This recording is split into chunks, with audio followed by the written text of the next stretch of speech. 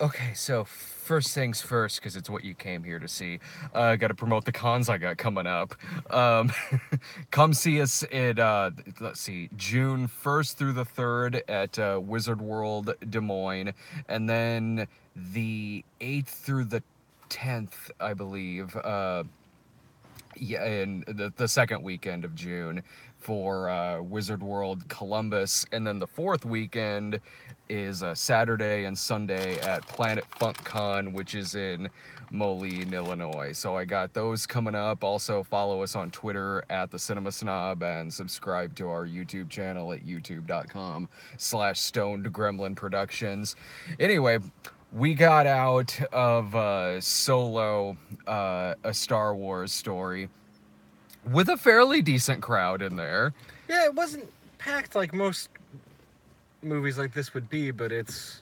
The IMAX was. Oh, I'm sure it Yeah, was. the IMAX was also showing at 7, and because a few days ago when I went to go look at tickets on the IMAX screen, it was kind of at the point where, like, okay, no matter, there's some seats here that are open, but Not worth the extra money.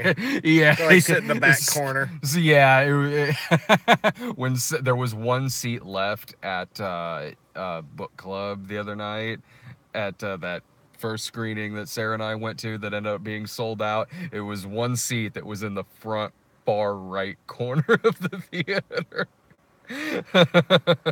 And there was some people behind me who were debating whether or not they were going to take it or just stand in the handicapped area.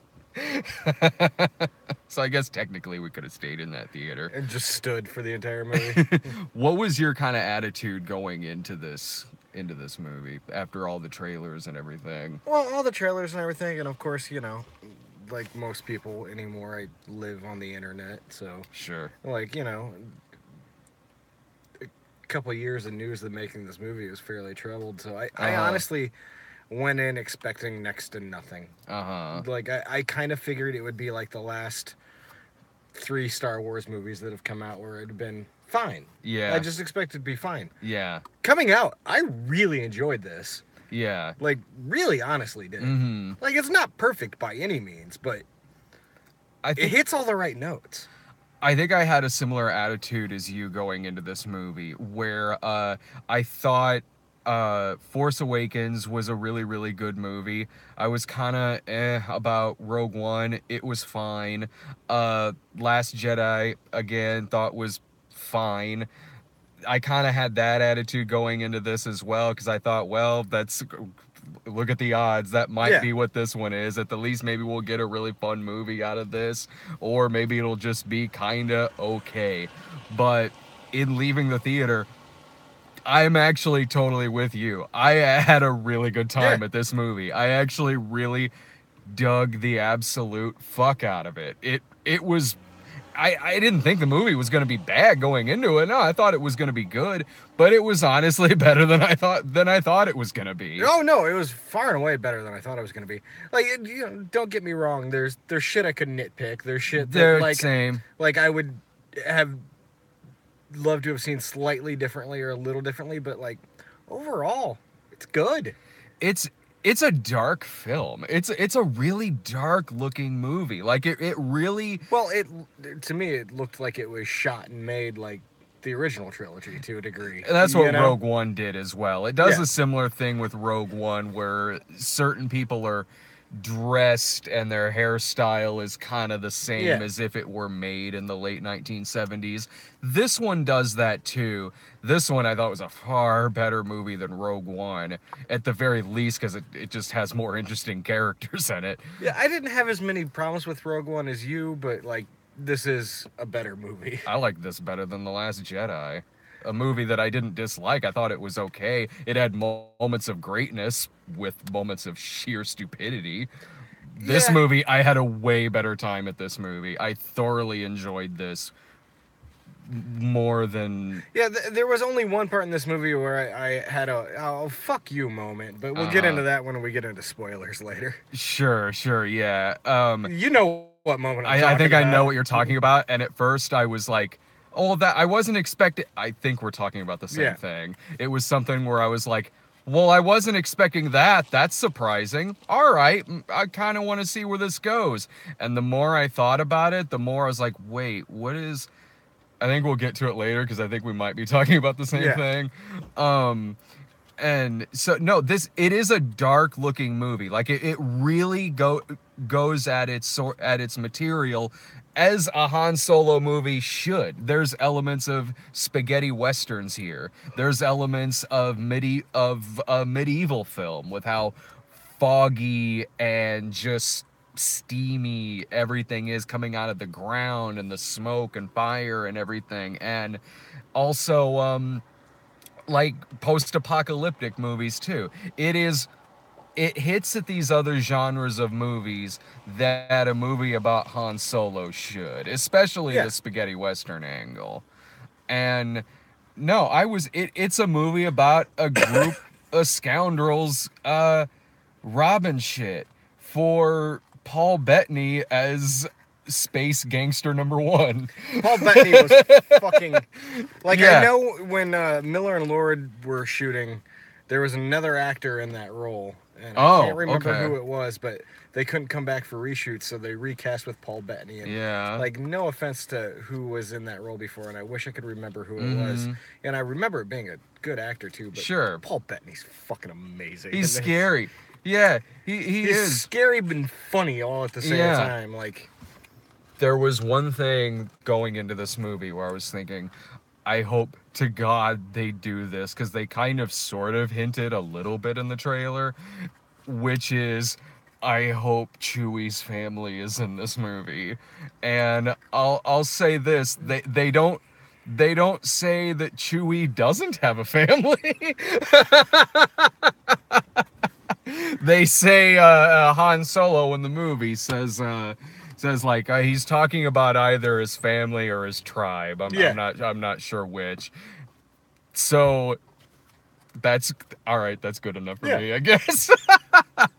and this movie did have what no other Star Wars movie ever has had. Yeah. Clint Howard. Oh yeah, he shows up in this film, and again, I was thinking the same thing. I'm like, this is one of my this might be my favorite one of the newer Star Wars movies. Maybe just on the grounds that actually it has Clint Howard in it for one scene. No, what did you think? Because this is what a lot of people are going to be talking about. What did you think of Alden Ehrenreich? You know, for the most part, I think he did fine. Yeah. Like, I didn't have any major problems with his performance. Like, he was definitely playing up the smug part more than any other part. And I guess that's fine. I do wish, like, he had spent more time or had more... I don't know where it is, if it's his acting ability or... Like, because he had the charisma to pull off what he needed to pull off in this, and I think that was important, but he's playing I wish he had done more of, like, you know, getting the posture and the walk and some of those other things down, you know? And maybe some more of the mannerisms that Harrison Ford brought to the role. And that would have been nice to see, but at the same time, during the course of the movie, like, it didn't distract me. No, not at all. Alden Ehrenreich's a great actor. He was fantastic in Hail Caesar. As much as Rules Don't Apply wasn't that great of a movie, he was damn fucking good in it. In this movie, yeah, you're watching him and you're comparing him to one of the most iconic movie characters of all time. And there are a lot of moments in the movie where I'm like, okay, he's got it. He's doing he's smiling in the right spots. He's doing smug in the right spots. And he had kind of the swagger going on in some scenes. And then in others, in other scenes where you might have a few other actors, maybe, I don't know if outshining is the right word, but you have other characters in this movie who are a bit more larger than life than Han Solo is in this film. And story-wise, it makes sense because he's a much younger, inexperienced character in this film. Right. Yeah, Woody Harrelson's character in the movie is going to outshine this character in certain aspects. That's fine. If there was something through I liked him a lot in this movie. I thought he handled it well. I don't know. Sure, maybe someone could have done a better Harrison Ford impression. I don't know, but But he carried the movie, yeah, and that's what he needed to do. he carried the movie perfectly fine. He does have charisma, and he absolutely does have charisma, and he is funny, and he is charming. Sure, he's no Harrison Ford, but I mean, who the fuck is? There were times in the movie where I was like, if only his voice was a little deeper. Yeah. Like there was some parts in the movie where I thought that, and there were other parts in the movie where he almost reminded me more of a young Kurt Russell than Harrison Ford. Now that you mention it, I completely see that. Yeah. That hit me towards the end in that showdown there in the office there at the end. I was like, okay, yeah, like because throughout the movie I was thinking, I was like, there are moments where he's reminding me of Harrison Ford with some of the smiling he's doing, some of the ticks, and some of the delivery. But I was like, but there's someone else. Who is it? And it was in that sequence. Oh, shit. And it was in that sequence. We're still here. It was in that sequence where I was like, he would be a really good, like, younger Kurt Russell type character. Damn. Okay. Sorry. It's just leaning up against a couple of VHS tapes. Oh, perfect.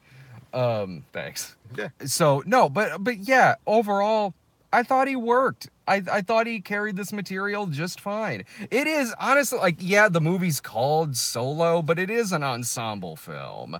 It is about a group of smugglers trying to pull off this job. Yeah.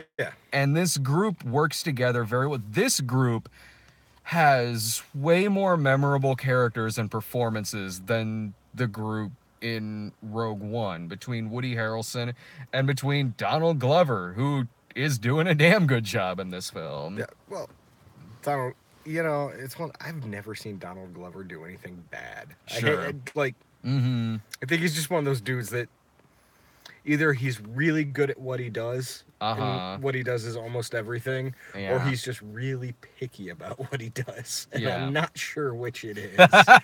Like, he might just be smart enough to always play to his strengths. Sure. There's a lot of actors like that, certainly. But no, he's great. It's one of those things that he's Lando throughout the entire movie. Yeah. But it doesn't really show a whole lot else except for being Lando throughout the entire movie. But that's not his fault, No, because again, you're instantly comparing the guy to another iconic character. But I enjoyed that, like, yeah, there's delivery he has where he does sound like Billy D. Williams, but it wasn't just straight on, just like he's on a sketch comedy show doing Billy D. Williams. It wasn't just a straight on, just I'm just impersonating this other guy. Yeah, he's using inflections and whatnot, but it does still feel like he's playing a character. Yeah. He's giving a performance here. Same with Alden Ehrenreich, honestly. So no, I thought the movie was incredibly entertaining. I liked how grungy it was. I like the action sequences a lot that still remain dark and grungy, and it feels like what it is, just that it's this group of people going out and robbing some shit, and there's double crosses as you would expect in a Han Solo movie. I had a fantastically entertaining time at this film. And if you want to get into well, right before spoilers, I guess if there's the movie's certainly not perfect. I mean, there were a couple of comic relief characters where I was like, yeah, but they didn't bother me as much as they did in other movies, because there was enough other comedy that the comic relief character, it wasn't just shoehorned the fuck in. Like, everyone has comedic moments. Yeah. So when you have the two characters that are there to be funny, the alien, or the alien who's with Woody Harrelson in them, and the robot, right? And the robot who was with Lando. Both of them, more often than not, just kind of took me out of it and annoyed me. And their acting and their dialogue was less Star Wars and more like something I would see on Comedy Central. But they're not in it all that much. No, they're not. Like I thought Emilia Clarke was kind of the weak link in the movie, which she She wasn't was terrible. fine. She wasn't terrible. It was just compared to how well everyone else was doing. Mm-hmm. That there was a lot of moments where it's just kind of like she was on screen just looking kind of vacant. I thought she had a lot more character to her than what's her name, Felicity Jones. See, and I'll disagree with that. I thought she had she actually had more than one emotion in this movie than Felicity Jones in Rogue One. But I mean, that's just me. I liked her. I liked Emilia Clarke in this better than I liked the character in the other. I mean, it's not a fantastically written character. It's a No, it's character not. in this movie just that's there to service the plot and to service Han Solo's motivation. But performance-wise, I thought she did that perfectly fine. Like, Yeah, I did just like every time she had more than two lines in a Sure. scene, that's what took me out of it. It right. was just kind of like, oh my god, emote, for fuck's sake, emote. Yeah. And then she wasn't terrible, No, but no. she, to me, by far, everyone else was doing such a better job than she was that it was apparent. There are performances in this movie that would be my go-to ones to talk about over her, but anytime she talked or said anything, it didn't take me out of it. I thought it was a performance that was serviceable, that was there to perform its function in this film, and it wasn't bad. It didn't take me out of it like the comic relief in the movie did, but it took me to it honestly took me a while to realize that that's who that was halfway into the movie, Emilia Clarke. Uh, there, this is gonna sound like a weird nitpick, but I got to get it out because it's bothered me from the opening of this movie. So the movie opens, and it's like this weird, like pickpocket group of scruffy, dirty, filthy children, Yeah. and everyone's filthy dirty, Yeah. including Han Solo. Yeah. Everyone's covered in mud or Oh, yeah. dirt, except for Emilia Clarke, who is fucking spotless and shining. And I couldn't figure out why the fuck they were doing that. Yeah. I was just like, why? What's the point? Throw some fucking dirt on her face. She's Yeah. homeless. You might make the audience might think it is Felicity Jones. I didn't notice that. I did. Yeah. Immediately, I was like, come on. Yeah. Like, yeah, she's wearing raggy clothes and shit, but she's just so clean. It was like, fuck you. God, I can't wait for you to see how they do that with characters in that Boxcar Children movie I watched a few weeks ago. Oh my god. It's a movie where it's impossible. It's one of those cheap animated movies where they dive into water, they come out and they're still perfectly dry and their hair looks exactly the same. That was a lonely day at the movie theater. So, okay, to get into spoiler territory here, because I think there's probably really only about one or two things that we could spoil in this, aside from just explaining what the ending is, and we're not going to do that. But, like, Yeah. to get into spoiler territory here, so you're talking about the cameo, right? Well, which one? There's two. Okay. There's one that's established Star Wars character. It's the other one. It's just like, yeah, of course they put fucking Warwick Davis in this shit. Oh, yeah, I was fine with Warwick Davis showing it was up just in like, there. but it was one of those things that it was such a fucking shoehorned reveal. Yeah. You know, that it was like, oh, fuck you. With Warwick Davis? Yeah. I was fine with that. It's not the one that really pissed me off, but it was one of those, it's like, they have this group of, like, other criminals that they come against, and they're all taking off their helmets off, and of course there's a short one, and it's fucking Warwick Davis. They didn't even put any fucking makeup on him. It's just Warwick Davis. They did that. They also do that because he's also in Phantom Menace, and he's without makeup or any kind of mask. Yeah. And he's just like standing there. So I'm wondering, like, is it the same character? Because speaking of the Phantom Menace, there's an appearance that happens in this movie, and when the person is there in like a cloak. It's a hologram. It's a hologram. They got the cloak on. I'm like, well, I don't recognize that voice right away, but I'm guessing this is going to be somebody. And they do the big reveal. and they do the big reveal. I'll get to that question in the chat here in a second. The super chat one that just went by. They do the big reveal, and it's Darth fucking Maul.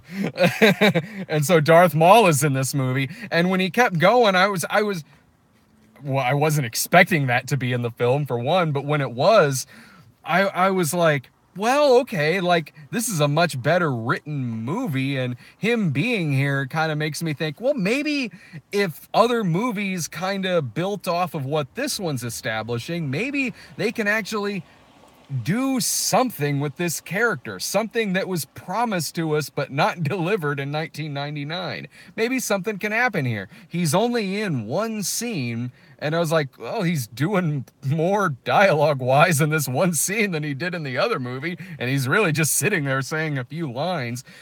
But the more I kept thinking about it, I was like, where does that put this movie in the timeline? Well, it's obviously after Phantom Menace. But he died in Phantom Menace. No shit. Now, like, oh, right. That's the thing. Okay. I see what you're saying. I know in the fucking Clone Wars cartoon they brought him back. Okay, all right. I know that. I don't watch that cartoon. I just know that because it popped up somewhere and I read an article or something. They brought him back in that. And okay, fine. It's a visually exciting character that, besides doing some flips and shit, who gives a flying fuck? You know, that's who gives a flying fuck that it's Darth Maul? Because there's no planned sequel to this fucking movie. It's supposed to be a one-off. But it kind of was setting things up, like, in the future. For a sequel. Yeah. Which, I don't want a series of solo movies. I'm fine with this being it.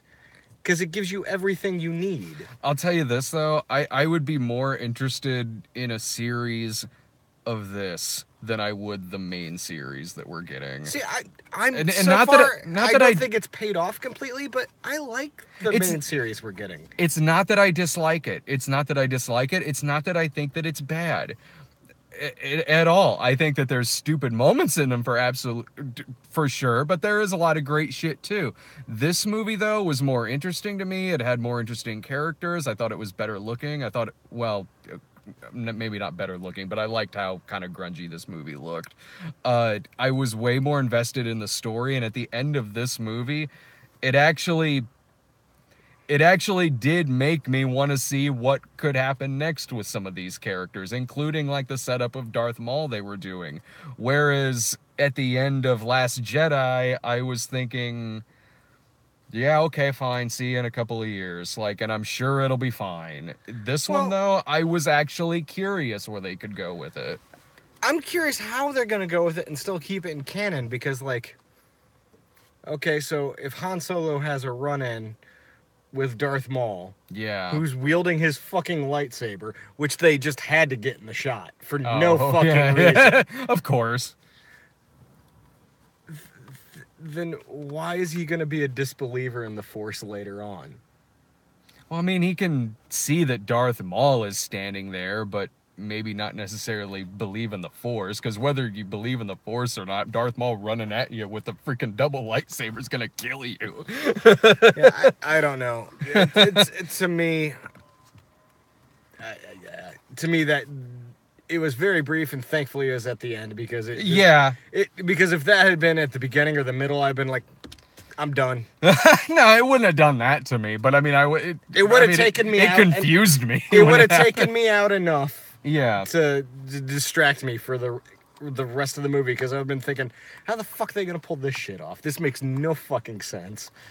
I can wrap my head around that. I mean, like, you explain that about the timeline with Clone Wars and everything, so I'm like, okay, maybe I can wrap my head around this now.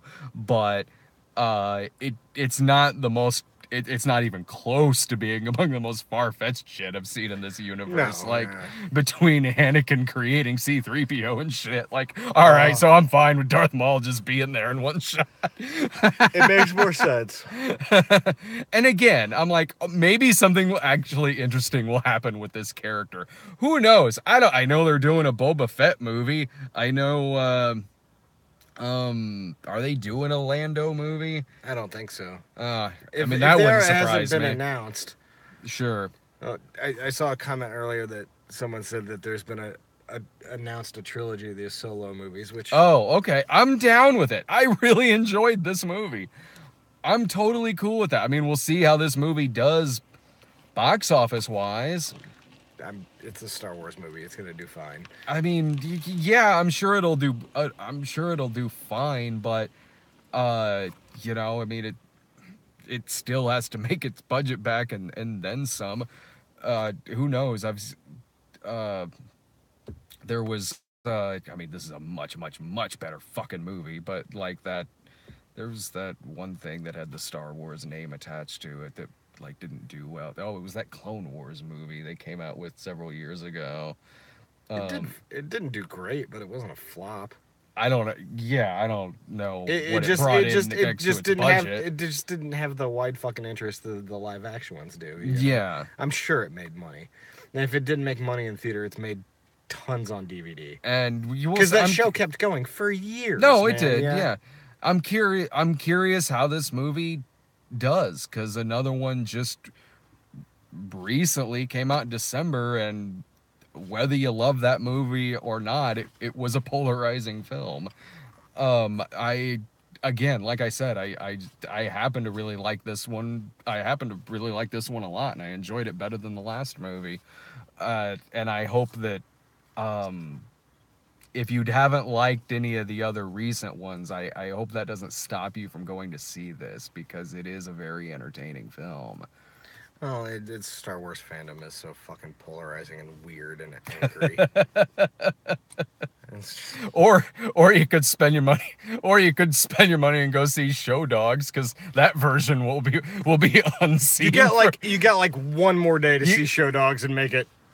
You got one more day to go see Show Dogs to see the version that we went to go see. Which I'm not going to see the recut version. You can't fucking make me. Neither am I. You don't fucking pay me enough. I am curious how they're going to resolve the third act without those scenes. Yeah. But not that curious. I know, right? 'Cause like suddenly, like that is now like that lost ending of The Shining that only showed in like 2 theaters in 1980. Yeah. The hospital ending. Nah, me and 50 years from now we'll be talking to our grandkids like, we were there in the ball inspection scene in Show Dogs. What a stupid controversy. Anyway. Well, I kind of get some people's concerns, but you know what? All you have to do as a parent is stand there and go, that's only for dogs. And then it's over. Yeah. Yeah, exactly. When it's reaching the point to where your outrage is getting movies pulled and edited, I have a problem with that. Well, I don't care how bad Show Dogs is. Well, it's you should be showing your kids something else other than Show Dogs. One, anyway. You should be showing your kids something else, but there's, in my opinion, no excuse to replace fucking good parenting with a fucking shitty kids movie. Especially that fucking movie. No, exactly. It's kind of like, one, if you're any kind of halfway decent parent, like, it's showing in theaters, for fuck's sake. Yeah. Like, if your kid's seeing this movie, you're taking your kid to this movie. Which, one, shame on you. And two, just have a fucking conversation with your child afterwards. Like, don't let people touch your privates, except for the doctor and only when I'm there. It's all you have to fucking do. It's not fucking difficult. And yeah, go see Solo instead of Show Dogs. Again, unless you want to get it in there in like the last day you have to go see the inspection cut of Show Dogs. When it's gonna be on the Criterion Collection in 30 years. Yeah. When I watched that scene in Show Dogs, neither one of us were thinking, oh, well, clearly that represents... No, we were thinking, oh, it's a dumb, like... It's a dog show joke. It's a dumb medical... It's the same thing you see in those old turn your head and cough jokes that we used to see. Whatever. Any final thoughts about Solo or Show Dogs, whichever? It's fine.